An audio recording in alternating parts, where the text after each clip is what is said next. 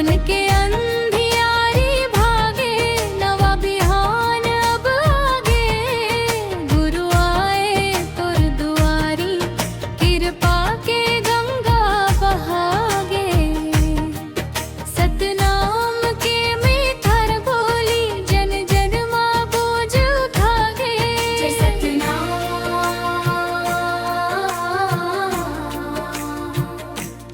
जय सतनाम, जय सतनाम। अरे असंग हो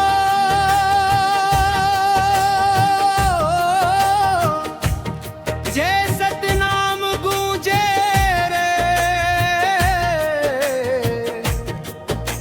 मांदर के मीठा तान मां, भक्ति के रंग बिखरे रे। जैत थाम के छैया तले, प्रेम के जोत जले रे। गुरु घासी बाबा के महिमा, चारों कोटि फैले रे। जय सतनाम, जय सतनाम। गुरु के महवा गाबो हम बिहान शाम। जैत थाम के छैया माँ, भक्ति के फूल खिले। मांदर के मधुर सुर माँ, मनवा हर झूम उठे। झांझ मंजीरा बाजे, बारत है संगी सब। गुरु के महिमा गावत, भर गे खुशी के रंग। दुख के बादल छंट गे, सुख के सूरज उग गे। गुरु के दया पाकर जिंदगी में रंग भरे। सत्य के रत्ता पाकर अंजोरियां घर घर छाए। गुरु के नाम ले संगी, नई उमंग जगाए। नाचवरे संगी, गाववरे संगी। मांदर के ताल में झूमवरे संगी। गुरु आए तुर दुआरी, प्रेम के दीप जरागे। सतनाम के महिमा बारक, मनवा हर मगन होगे। गाव गाव गूंजे वाणी, सतनाम के जयकारा। गुरु के कृपा ले चमके, हमरे ये जग सारा। प्रेम और भाईचारा के बात गुरु सिखाईस। मानवता के रेता चलना हमन ला बताईस। छोटे बड़े सब संग मां, प्रेम के डोरी बांधे। भेद भावला मिटाई के, अपनापन के दीप साधे। हंसी खुशी ले जिंदगी, नवा सपना सजाए। गुरु के मीठा वचन ले, सुख के बरखा बरसाए।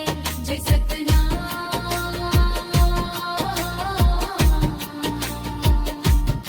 जय सतनाम।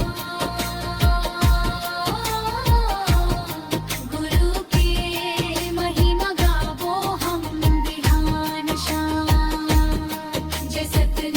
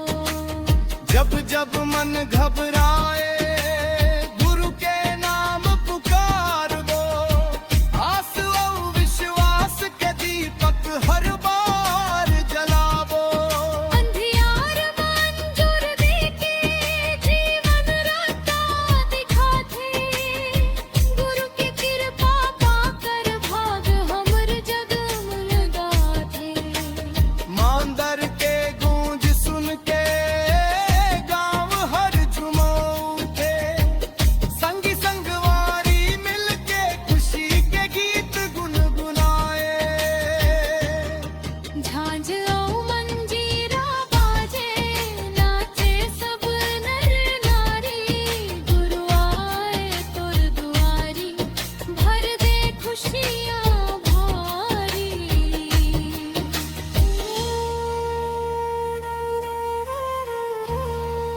धान के हरियाली जैसन जीवन लहराए, सुख शांति के संदेशा